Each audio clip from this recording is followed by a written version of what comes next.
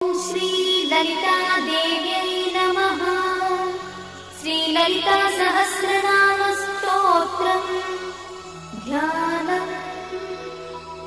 अरुणां करुणातरङ्गिताक्षीं धृतपाशाङ्कुशपुष्पबाणचापाम् अणिमाधिविरावृतां मयूखैः अहमित्येव विभावये Bhavani.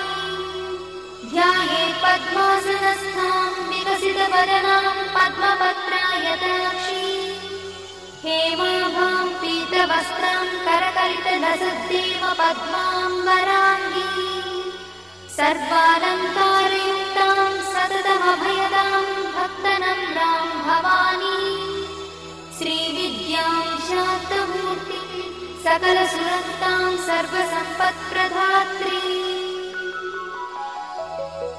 Shri Mata श्रीमहा